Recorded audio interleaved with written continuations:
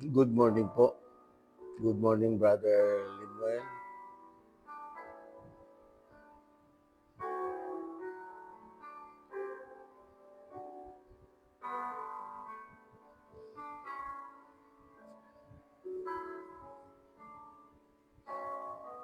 Purihin ng Panginoon. Sa umagang ito, mga kapatid, tayo ay naririto sa Insight, Preaching the Word of God as it is. Good morning, Sister Wilma. Paki-share niyo po yung ating live video para maabot natin agad yung ating mga kapatid. Purihin ng Panginoon. Samahan niya tayo sa umaga sa pag-aaral ng kanyang salita. Mabasa natin ang buo ang kanyang salita. Morning, Sister Betty. Bago tayo mag-umpisa, inaanyayahan ko na ang lahat ay samahan ako na umawit para sa Panginoon.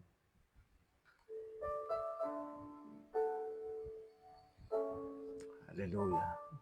Isang mabuting bagay na lagi nating inaawitan, inaharana ang Panginoon.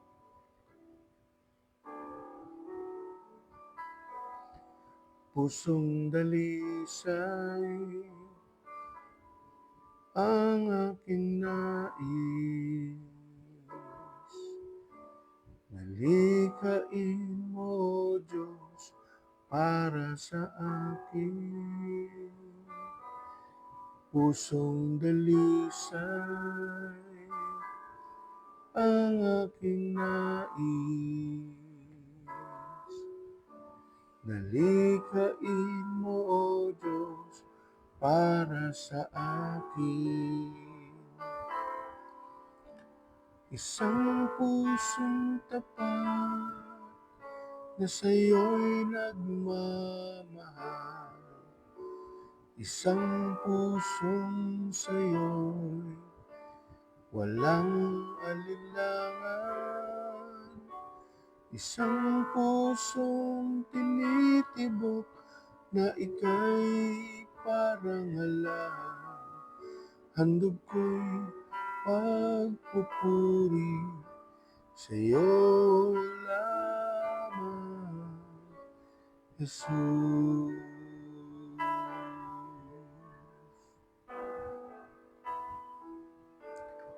Pusong dalisay ang aking nais,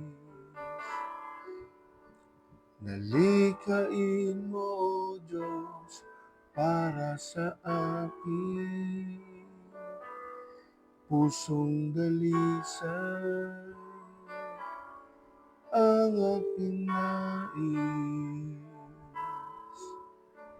nalikain mo, O Diyos, para sa akin.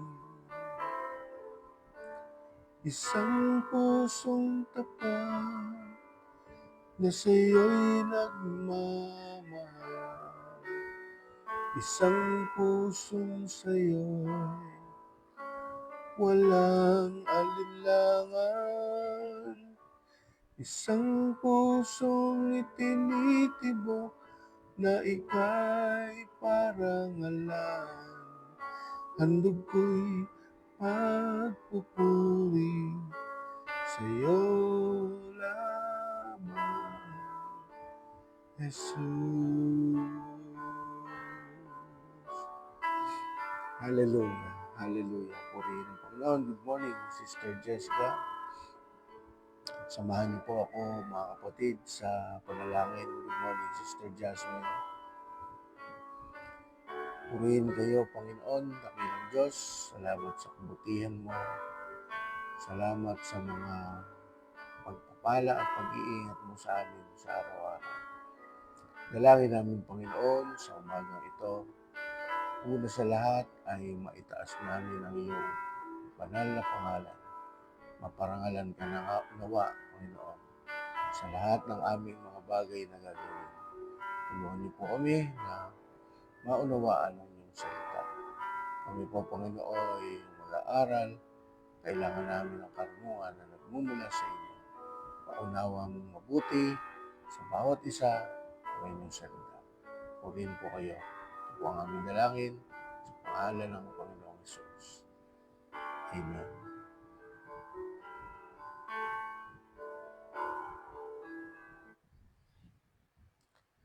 Okay, mga kapatid, buksan natin yung mga Bible natin sa Romans chapter 2. Babasa tayo ng isang buong chapter at pagkatapos ay bubulay-bulay natin ang mga salita ng Panginoon. Romans chapter 2. Ganito po ang sinasabi, kahit wala kang maidadahilan o tao, maging sino ka man na humahatol, sapagkat sa paghatol mo sa iba, ay ang iyong sarili ang hinahatulan mo, sapagkat ikaw ay humahatol ay gumagawa rin ng gayong mga bagay. Subalit nalalaman natin na ang hatol ng Diyos sa kanila na nagsisigawa ng gayong mga bagay ay ayon sa katotohanan. At inaakala mo ba ito, o tao, na humahatol sa mga gumagawa ng gayong mga bagay at kaya hindi na ginagawa mo, na ikaw ay makakatakas sa hatol ng Diyos? O hinahamak mo ang mga kayamanan ng kanyang kabutihan, pagtitiis at pagtitiyaga na hindi mo nababatid na ang kabutihan ng Diyos ang umaakay sa iyo sa pagsisisi. Ngunit ayon sa iyong katigasan at pusong hindi nagsisisi, ay nagtitipon ka para sa iyong sarili ng puot sa araw ng kapuotan at pagpapahayag ng matuwid na paghuhukom ng Diyos. Kanyang gagantihin ang bawat tao ayon sa kanyang mga gawa. Sa kanila na sa pamamagitan ng pagtitiyaga sa mabubuting gawa na naghahanap ng kalwalhatian at karangalan at ng kawalan ng kasiraan, ay magbibigay siya ng buhay na walang hanggan. Samantalang sa kanila na makasarili at hindi sumusunod sa katotohanan, kundi bagkus ay sumusunod sa kasamaan, ay para sa kanila ang puot at galit. Magkakaroon ng hirap at bighati sa bawat kaluluwa ng tao na gumagawa ng kasamaan, unay sa Hudyo at gayon din sa Griego. Subalit kaluwalhatian, karangalan at kapayapaan sa bawat gumagawa ng mabuti, unay sa Hudyo at gayon din sa Griego. Good morning po, Sister Imelda. Sapagkat ang verse 11, sapagkat ang Diyos ay hindi nagtatangi ng mga tao, sapagkat ang lahat ng nagkasala ng walang kautusan ay mapapahamak din ng walang kautusan, at ang lahat ng nagkasala sa ilalim ng kautusan ay sa kautusan hahatulan.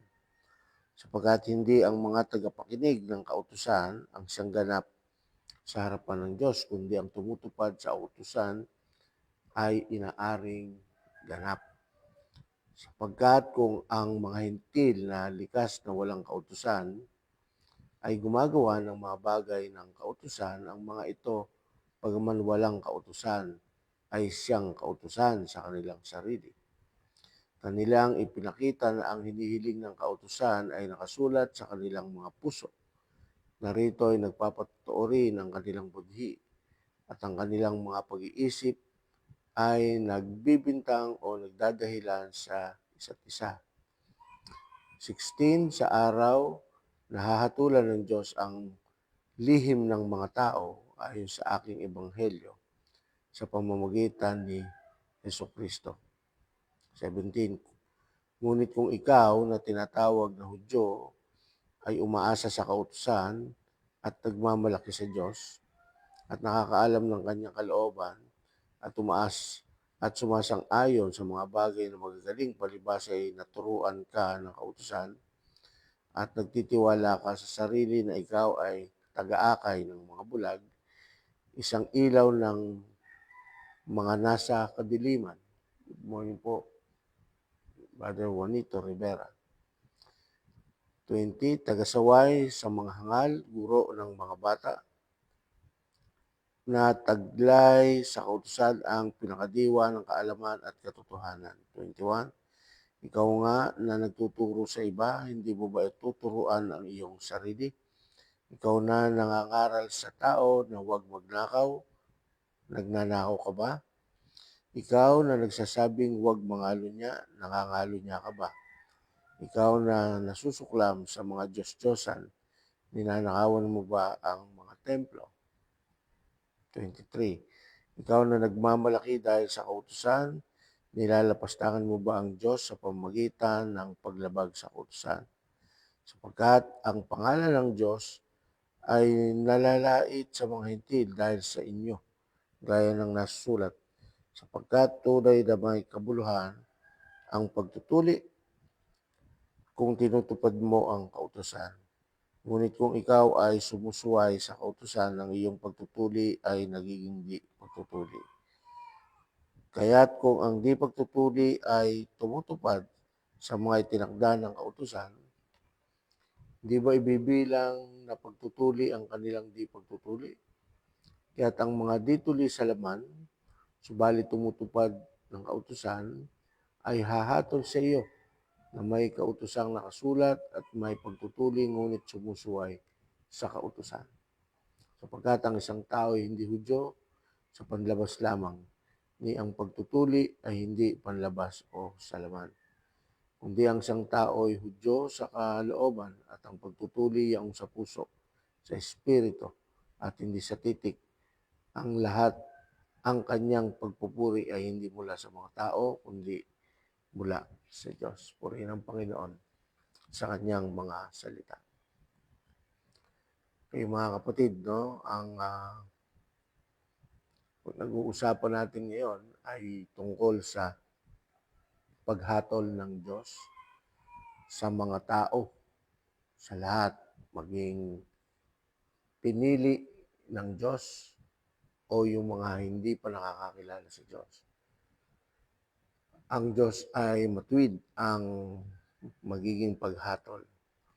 Hindi po porke tayo ay nasasabing mga Kristiyano na ay lusot na tayo sa paghatol ng Panginoon. Kasi kapalit ng ating pagtugon sa Panginoong Hesus, paglapit sa Kanya, nangangailangan pa rin na tayo ay gumawa ng mabuti.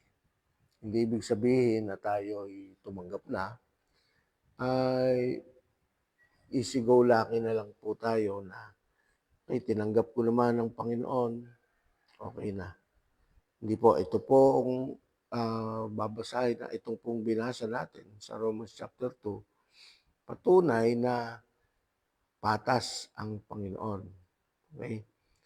Hindi ibig sabihin na kung hindi pa mananampalataya ay tumutupad sa kautusan, ay hindi na sila magkakaroon ng biyaya ng Panginoon dahil hindi sila tumatanggap pa. Darating sa pagkakataon na ang mga tao nagpapakatuwid at nakikita ng Panginoon sa katotohanan ng kanilang ginagawa, bagamat di sila nakakakilala pa, darating yung time ay magkakaroon sila ng pagkakilala sa Panginoon. Ano ang ibig sabihin? Yung kanilang ginagawang kabutihan ay hindi rin magkakaroon ng pagiging sayang. No? Pero yun namang mga tao na nagsasabing sila'y nasa Panginoon, ngunit hindi nag-iingat sa kanilang mga sarili, sa paggawa ng kasamaan, sa paggawa ng kasalanan, ito rin yung magdidikta sa Panginoon o magbibigay sa Panginoon ng pagpapasya na bawiin yung iyong ginawang pagtanggap dahil hindi ito nagpapatunay na ikaw ay talagang sa Kanya. Okay? Ano ba talaga ang dapat sundin? Ang utos o tumanggap lamang basta sa Panginoon upang maligtas? Kasi sa ngayon, New Testament, sabi ng Biblia, talaga namang maliwanag ang sabi ng Biblia, ang sino mang sumasampalataya sa Panginoong Hesus ay maliligtas. Okay? Ngayon, ano naman ang kaibahan ng tumutupad sa kautusan ngunit hindi pa tumatanggap sa Panginoon? Sino sa kanila ang nagiging mas matuwid sa mata niya? No? Isang sinasabing Kristiyano kabilang sa isang sekta ng mga samahan, okay? Kunyari kagaya ng Doro Faith o iba pang mga samahan na nagsasabing sila'y born again, na hindi naman tumutupad sa utos ng Panginoon, o isang tao na hindi pa nakakakilala pero tumutupad sa mga utos ng Panginoon. Ibig sabihin, nagpapakabuti sa kanyang sarili. Okay, totoo na hindi pa maliligtas ang taong mabuti kung hindi niya tinatanggap ang Panginoong Hesus. Magiging walang halaga ang kanyang paggawa ng mabuti.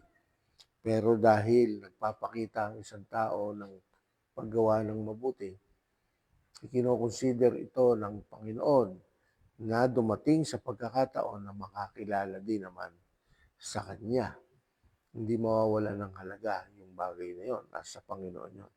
Pero tayo na mga nakakilala na sa Panginoon, hindi tayo maaaring magmalaki na dahil tayo yung mga born again na, tayo na tinatawag na dapat na tagapagturo, tapos yung ating mga sarili ay hindi naman natin natuturo ang mabuti. No? Kaya nga mga kapatid, ang Diyos ay talagang patas sa lahat ng bagay, makatarungan sa lahat ng bagay. Kaya bilang mga anak ng Diyos, ang pinakamabuti nating gagawin ay lumakad tayo sa kabutihan ng Panginoon. Okay? Hindi natin basta kayang arukin ang kaisipan ng Panginoon, pero sa kapangyarihan ng banal na Espiritu na nagbibigay sa atin ng karunungan, nauunawaan natin siya. At dahil sa pananampalataya, kahit minsan ang kanyang salita ay tila ba mahirap unawain, ay binibigyan natin ito ng laya na mag-manifest sa buhay natin dahil sa pananampalataya. Dahil umaasa tayo na mas alam ng Diyos ang kanyang ginagawa kaysa sa ating mga iniisip. Okay, mayroong mga binanggit dito, tuli at yung mga hindi tuli. Alam niyo mga kapatid, nung araw, ang mga Israelita na pinili ng Panginoon, sinimulan niya sa patriarka na si Abraham, na kung saan tinawag niya na umalis sa isang lugar at pumunta kung saan siya ituturong pumunta, ay nagkaroon ng mga taong pinili mula sa kanyang balakang.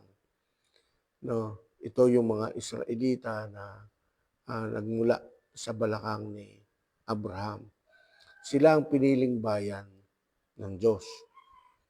At binigyan sila ng palatandaan na sila nga ang pinili ng Diyos. Ano ang ibig sabihin ng pinili ng Diyos? Sila yung ginawan ng Diyos ng mga bagay na example. Lahat ng example na gusto niyang iparating sa buong mundo, sa lahat ng tao, sa sinukob, no? Ay maging halimbawa yung mga Israelita. Hindi dahil sa pinili na kahit makagawa ng kasalanan ng mga Israelitang ito ay okay na. Hindi po. Pinili sila sa kalagayan na sila ay ginawang ehemplo sa lahat ng uri, lahi ng mga tao. Binigay sa kanila ang kautusan, ibinigay sa kanila ang pagsamba, binigay sa kanila ang Kristo. Kaya napakapalad ng Israelita dahil ang diretsong tinuturuan niyang una ay sila. At binigyan sila ng palatandaan na sila'y kabilang sa mga anak ni Abraham at mga Israelita na mga anak ni Jacob. Ano ang palatandaan? Ang palatandaan ay yung pagtutuli na ang bawat isa sa kanila, pagdating na ikawalong araw mula sa pagkapanganak, sila ay tinutuli na agad. Palatandaan na nakikipagtipan sila sa Diyos na ang tuturing nilang Diyos ay ang Diyos ni Abraham. At hindi maaari na hindi tuli. Kailangan ito'y tuli. Ceremonial law, isang seremonya ng pagtutuli na palatandaan na ikaw ay nakipagtipan sa Panginoon. Okay? Ngayon, dahil sila ay kabilang, sa kanila ang pribilehiyo. Una, na makagawa ng kabutihan dahil sa kanya sinasabi ang kautusan. Siyempre, sino ba ang makakagawa ng isang bagay? Di siyempre, yung taong nakakaalam kung ano yung bagay na yun. Good morning, Brother Gani. Halimbawa, sinabi sa iyo yung Ten Commandments na simula sa umpisa hanggang sa ikasampung utos. Dahil yun ay sinabi sa iyo, dapat mo yung tupdin at alam mo yon na dapat mong gawin. Ang problema, mayroong mga tao na hindi dinatnan ng unang panahon ng kautusan na yon, ng Ten Commandments. Paano ngayon sila? Mas mahirap para sa kanila na makagawa ng katotohanan at kabutihan dahil wala sa kanila yung utos. Pero dahil ang tao ay nilikha sa wangis ng Diyos, may tendency na kahit ang tao ay hindi nakatanggap agad itong kautusan ng Ten Commandments kahit nung araw, ay matuwid sa kanyang sarili dahil alam niya na may Diyos at dinidiktahan siya ng kanyang budhi na huwag gumawa ng mga bagay na hindi nararapat. Nagiging mas matuwid pa siya sa mata ng Panginoon. Okay? Kaya yung pagtutuli, isang palatandaan lamang na nakikipagtipan ka, na mas kailangan na ikaw na nakipagtipan ay mas maging higit kaysa dun sa mga hindi nakatanggap ng kautusan. Ang problema, ipinapalagay ng mga Israelita na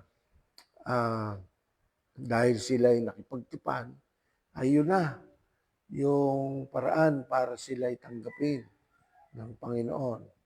Mga kapatid, hindi po ganun kababaw ang isip ng Diyos na bagamat ikaw ay tuli o Israelita na tuli na nakikipagtipan sa Kanya, pero hindi naman gumagawa ng katwiran, ng katotohanan, ng kabutihan, kundi kasamaan. Good morning, Pastor Dindo.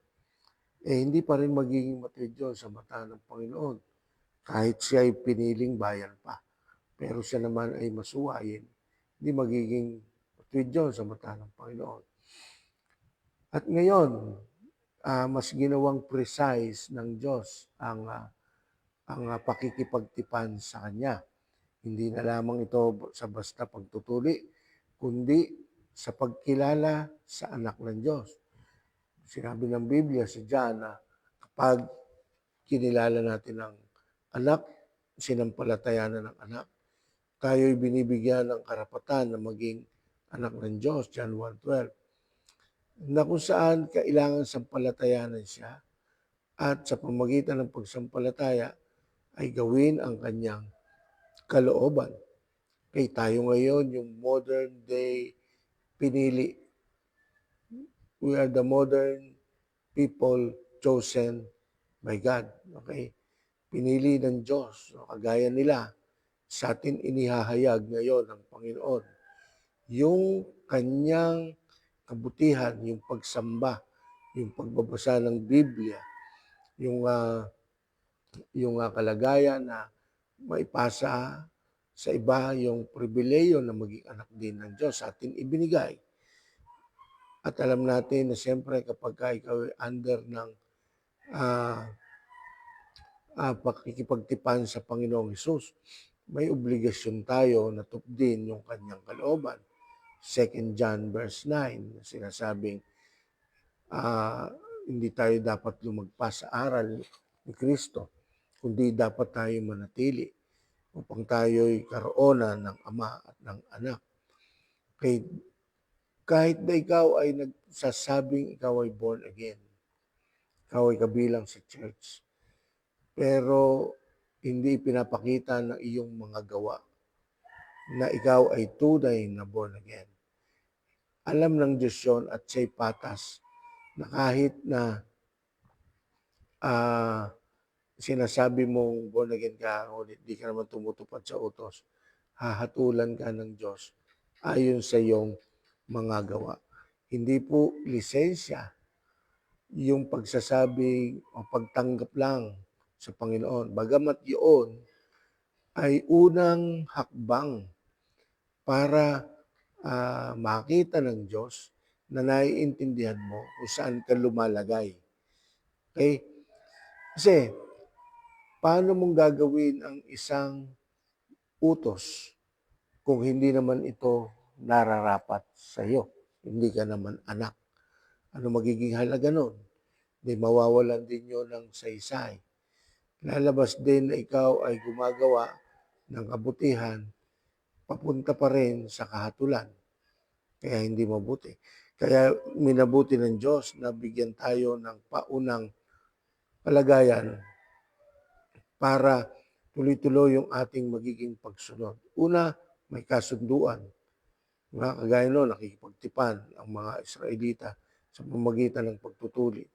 Tayo naman ay nakikipagtipan sa Panginoon sa pamamagitan ng paghahayag ng ating bibig at pag-alis sa kasalanan na tayo lumilipat sa Kanya, na Kanyang anak na si Jesus Christ, na siya ang tanging makapangyarihang Diyos sa lahat.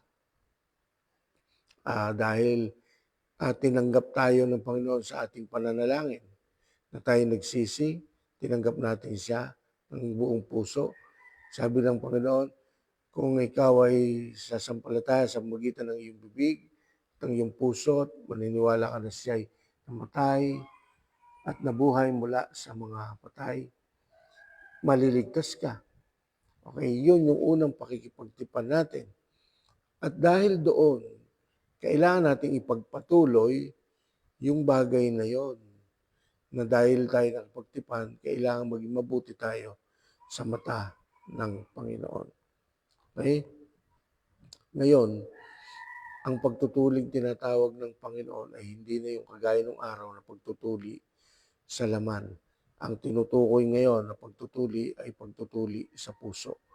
Dahil tayo nakipagtipan sa Panginoong Hesus, mas nararapat na tayo'y gumawa ng mabuti, magpatuloy sa pagsunod sa kalooban ng Panginoon.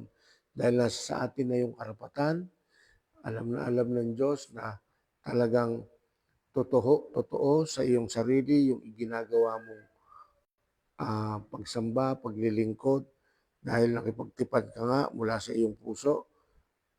Iyon ang magiging hatol natin at kabutihan at kaluwalhatian ang ibibigay sa atin ng Panginoon. Kaya huwag nating sayangin yung pagiging anak ng Diyos, yung ginawa nating pagtanggap. Huwag nating sasayangin, mga kapatid. Hindi ibig sabihin na nakagawa ka ng isang bagay sa magitan ng salita na nasabi mo na ikaw ay tumatanggap sa Panginoon, natapos na lamang yun sa ganung bagay. Hindi, may obligasyon po tayo. Kailangan nating magpatuloy at ipakita na tayo totoong nakipagtipan sa Kanya. Do yung tunay na pananampalataya sa Panginoong Hesus. Hindi maaaring manampalataya ka na hindi ka naman sumusunod sa sinasampalatayanan mo. Kundi, ang narapat dahil sinabi mong siya ang iyong Diyos at na makapangyarihan sa iyong buhay. Good morning po, Pastor Larry. Kailangan mo patunayan yun sa iyong sarili. Hindi maaaring manatili sa kasalanan ang isang taong nagsasabing siya ay sa Panginoong Hesus. Bagamat sinasabi ng Biblia na hindi tayo naliligtas sa pamamagitan ng kautusan, dahil sabi sa James chapter 2 verse 10, bagamat tinutupad mo ang buong kautusan, pero nilalabag mo naman ang isa, lumalabag ka din sa buong kautusan. Bagamat gano'n ang patakaran ng Panginoon. Good morning, Pastor Roderick. Bagamat gano'n ang patakaran ng Panginoon, hindi naman yon nagdidikta na dahil tayo tumanggap na ay all the way malinis tayo sa harap na kahit tayo gumagawa ng hindi mabuti sa harap ng Diyos. Kaya patutunayan natin yung ating pagiging anak ng Diyos sa kanyang harapan. Kaya malinaw, ang isang tunay na anak ng Diyos, umaalis sa kasalanan, tumutupad sa kalooban ng Panginoon. Pag sinabing ayaw ng Panginoon ng bagay na ito, aalisan natin, morning Brother Dave, at hindi na tayo magpapatuloy kung ano man yung ginagawa nating kasamaan. Dahil ang pagpapatuloy sa kasamaan, ito ay hindi nagsasabi na ikaw ay tunay na tumanggap sa Panginoon. Okay? Purihin ng Diyos dahil kahit anong mangyari, nagkakaroon tayo ng access sa Panginoon ng isang mabilis. Dahil pag tayo nagkasala, nakakahingi tayo ng tawad. Pero napakalinaw ng Biblia, alam ng Diyos kung sino yung tunay na humihingi ng tawad at kung sino yung hindi humihingi ng tunay na tawad ng Panginoon. Purihin ng Diyos, mga kapatid, maraming salamat sa inyo sa umagang ito. Salamat sa pagsubaybay. Patuloy lang po tayo na maglingkod sa Diyos. Manatili, bagamat anuman ang pinagdadaanan sa buhay, mabigat o magaang, parehas lang ang kailangan natin gawin. Kailangan nating manatili sa kalooban ng Diyos. Tayo'y nakipagtipan na. Patunayan natin yung ating pakikipagtipan sa Kanya. Tayong gumaya sa mga ninuno na Israelita na sila ay naging matigas ang ulo, na bagamat sila ay tinuli at nakipagtipan sa Diyos, naging malaya silang lubos na kahit makagawa ng kasalanan na hindi na nila iniintindi ang mas malalim na kalooban ng Panginoon. Tayo na mga makabagong Israelita, mga anak ng Diyos, nakipagtipan sa Kanya sa pamamagitan ng pagtutuli sa ating mga puso, sa pamamagitan ng ating pagtanggap at pag-anyaya sa Panginoong Hesus. Tayo yung makabagong mga Israelita, huwag nating hayaan na hindi tayo makatupad sa pangalawang pagkakataon sa pakikipagtipan natin sa Panginoon. Purihin po ang Panginoon. Mamaya pong hapon, mayroon tayong gawain. Alas 7 ng gabi, panalanginan. Mag-imbita po tayo isang hakbang na napakadakila. No? Mag-aya po tayo ng mga kaluluwa. Kahit bago, kahit dati, yain natin. Panalangin natin una yung ating buong pamilya. Maraming po salamat. Pagpalain tayong lahat ng Panginoon. Tayo po'y manalangin. Ama, purihin ka, dakilang Diyos. Salamat sa iyong mga salita. Alam mo namin, Panginoon, na ikaw ay patas na Diyos. Bagamat, Panginoon, may mga hindi pa nakakaunawang lubos sa iyong salita. Dalangin ko po, Diyos, na mabuksang mabuti ang isip, lalo na po ang iyong mga anak na nakipagtipan na sa iyo, ang mga tumanggap na sa iyo, ang mga taong nagsasabing sila'y born again, ang mga taong nagsasabing sila'y Kristiyano, ang mga taong nagsasabing sila'y anak ng Diyos, na maunawaan nila na kailangan pa rin matupad ang kalooban mo, na kailangan pa rin matupad ang mga utos mo. Hindi dahil sa ito ang magiging kaligtasan namin, kundi pagpapatunay na kami mga anak mo. Marami pong salamat, purihin ka.